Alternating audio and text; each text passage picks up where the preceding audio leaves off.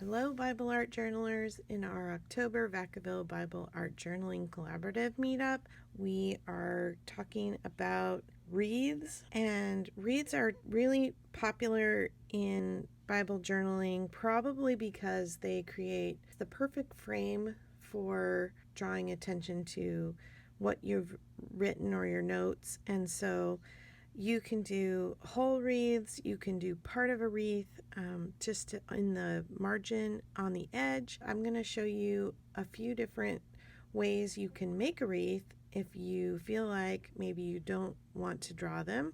And we will look at some ways to draw them for those who like to do things that way. This is an example of a stamped wreath, just stamped directly in my Bible. I'll be doing a tutorial about stamping on deli paper and putting it into your Bible. I'll also be talking about using die cuts to make a wreath. I'll also be talking about using stencils to make a wreath, and then we'll look at using some of our watercolor flower techniques to make a wreath, as well as some doodle drawing to do a wreath. And I imagine there's more ways, but we'll just touch on those 5 for now. Some others that you might try are rub-ons or stickers. Things like that can also be used once you have the basic concept of how to start your wreath and set it up.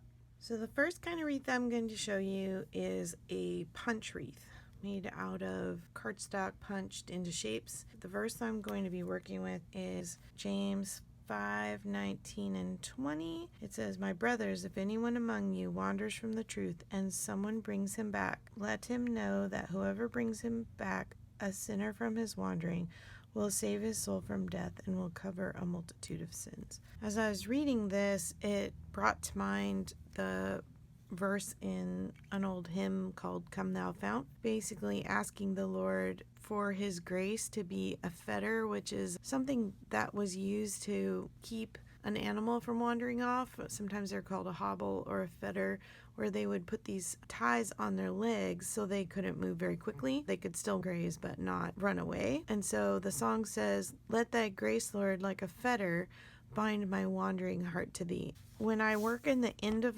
the Bible like this, where there's very few pages, I do put a book under that end, and I have this hymnal. This is a thrift store hymnal that I picked up, and I'm actually hoping to use pages out of it for doing some decorating and going to use a page of it today. So I have a variety of small punches for this one, and for our journaling meeting, I've asked Cindy and Jeannie, who have larger punches, to go ahead and bring them. There's some tiny flowers, and then I have this little leaf and a couple swirls. I have some hearts because we're talking about that wandering heart. I have a circle punch, and then I have this raindrop or teardrop punch that I'm thinking I might use with the circle punch to make a flower. And then I just have, since we have all the flowers going on, I have this little dragonfly punch as well. The next thing I did after deciding on punches I wanted to use was I went with a color scheme. I have boxes where I keep all my cardstock scraps. My daughter has a Cricut. She oftentimes will have a lot of pieces left over from cutting in that, and so we just file them kind of in 3 little boxes by color, and then these are great for punches, and I'll explain that a little bit later, because you can, a way you look at it, you can align and use even tiny scraps. The other thing I grabbed was a edge scissor. I haven't used these in a long time, but if you can't punch it, maybe you can cut some shapes, other leaves or something like that. I've got my color scheme, which is kind of yellows and purples. I have a little bit of green for the leaves and maybe some of these spirals as little vines. I'm going to move these aside and just show you what I'm going to do. I also have this large heart punch. I've already gone ahead and punched out 1 heart. I'll show you how this works. This one has a cover on the bottom, so I'm just going to take that off just so you can see. The way I do a heart is I put the corner of the paper in, because then I'm going to be not wasting very much. I can see that the edges are clear, and squeeze the lever and I get a heart punch that way. So now for my flower punches. I'm probably just going to pick one color for each design of flower.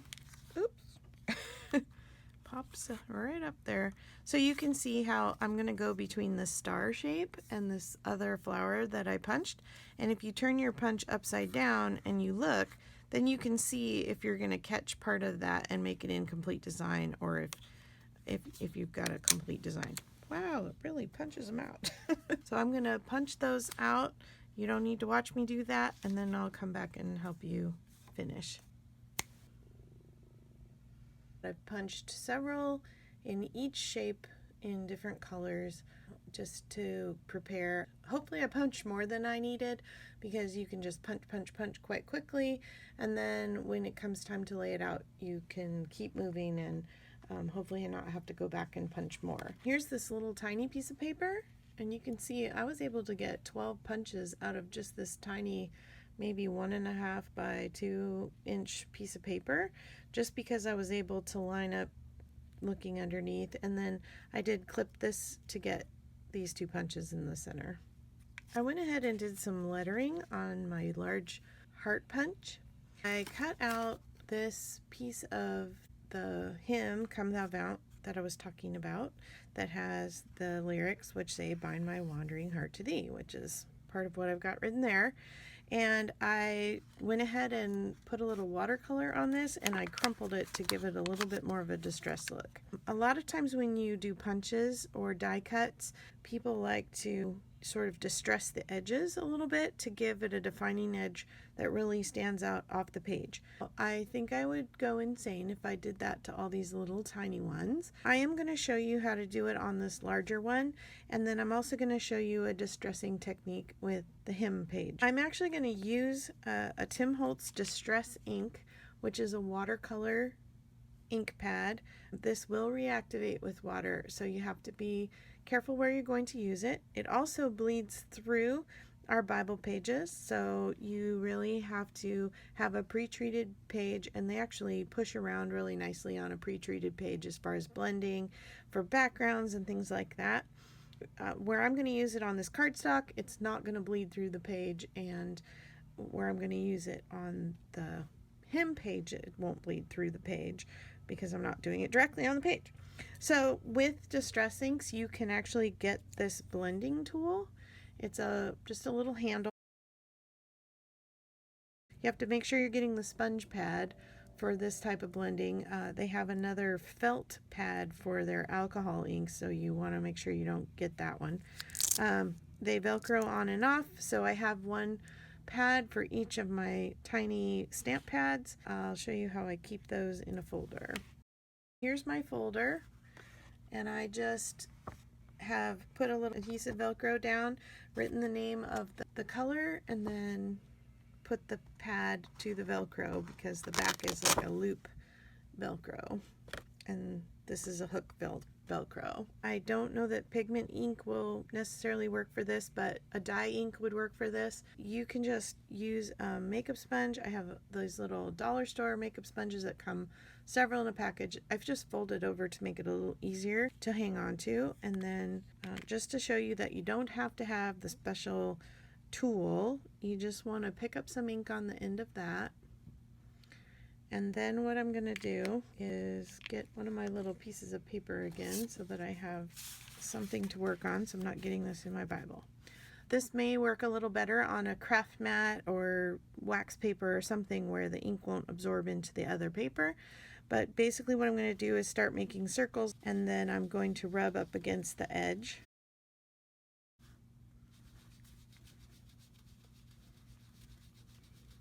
And I'm using a pretty light touch, not super firm.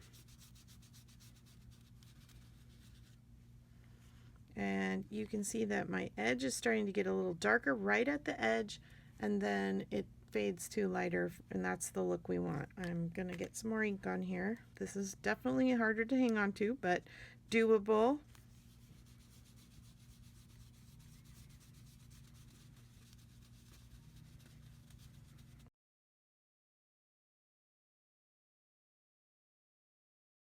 And you just keep working it until you get that nice dark edge. If I was doing that with this applicator, I would ink it up just like I did with that one, I would put most of my pressure on the back side of this sponge. So I'm holding this at a bit of an angle, and I'm going to do the same thing, start rubbing and then come over my edge. But this side, I'm putting very little pressure, just enough to kind of get it to touch the paper, and most of my pressure is on the back so that I'm not making little square edges, you know, that inking out to the edge here. If you were to put it down, it would literally just imprint a square, and so you have to sort of vary your pressure in order to blend and not just make a stamp. So for my hymnal page, I want to use a brown, and instead of just doing the edges, which I'll start there, I'm also going to try and very carefully and very lightly go over some of the crinkles so that it gives it a little more of a distressed look.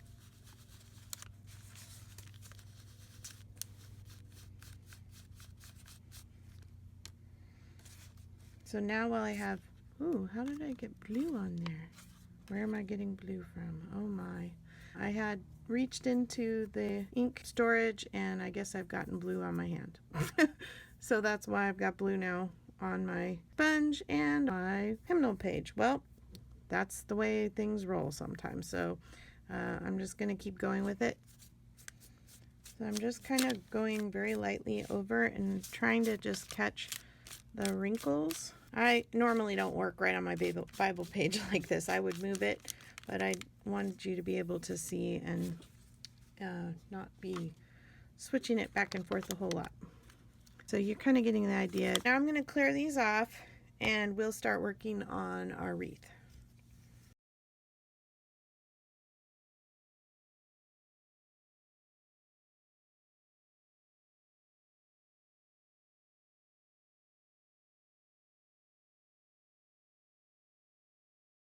When you're doing a wreath, you want sort of a guide to follow. I happen to have this one glass bowl that just seems to be like the right size for going right along the edge of the printed text in the Bible. And so I just use a pencil and I want to go very lightly. In case I don't completely cover it up, I can erase.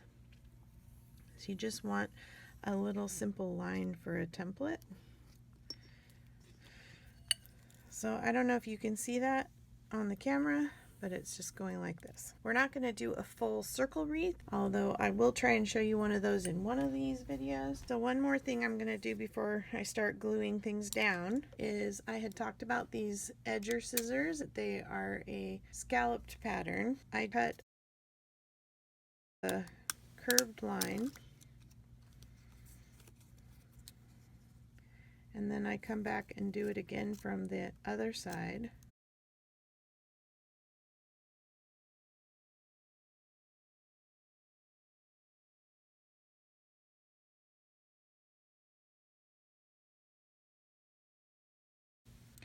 And then I'm just going to kind of round the tip of this. And so you can see I just kind of cut two lines, but I didn't cut them exactly straight. I kind of bowed the edges a little bit, and then you get these little leaves. And so I think I'm going to cut a few more of these longer designs to use as greenery as well. So the first thing I'm going to do is place my largest element. It'll be your focal point from which everything else is coming out of. I guess there's not really a hard and fast rule on that. The reason I like the bottom right hand corner or the top left is because your eye tends to travel left to right. It helps you view across the page and have a place to focus. I'm going to glue that down there.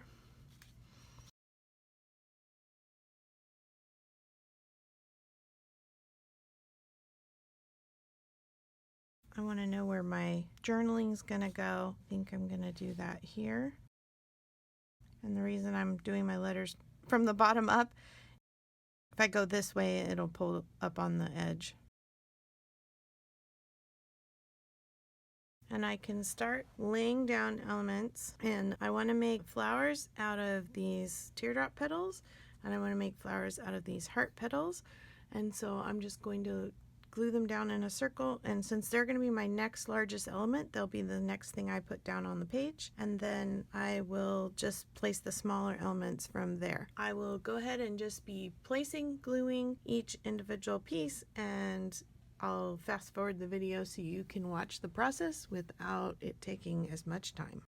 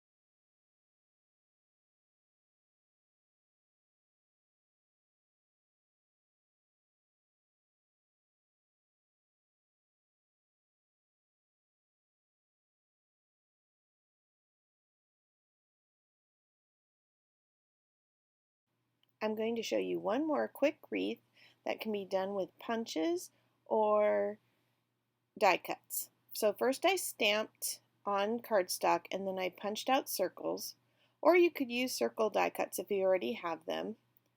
I used this print and pray from Illustrated Faith. This was a free one, and I punched some of those into circles as well and cut out the butterfly.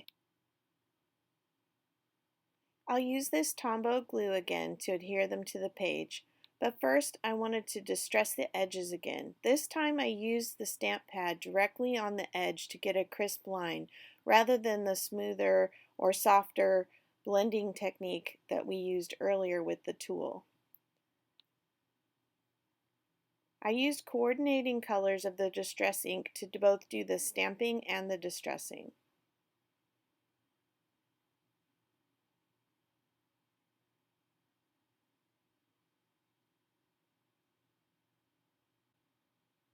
I added a simple watercolor background design to both the butterfly pieces.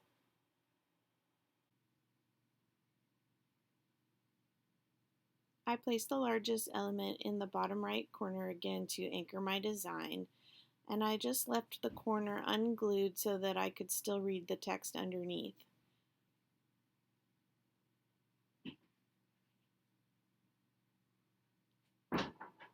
I then used my bowl as a template again to get a line to follow to make my wreath.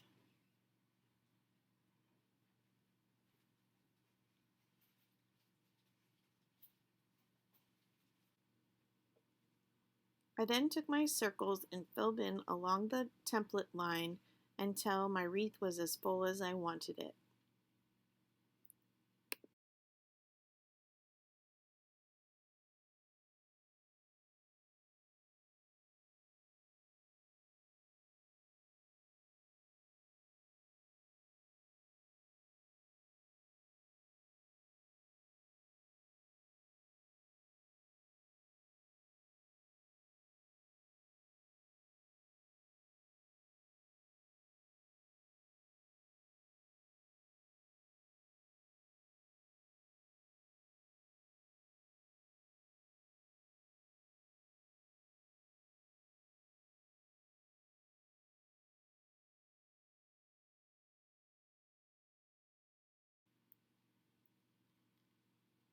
I wrote in the word regeneration. The text is from Titus 3, verses 4 through 8. Part of the verse says, by the washing of regeneration and renewal of the Holy Spirit. So the last thing I did was highlight the verse, bringing special attention to those words.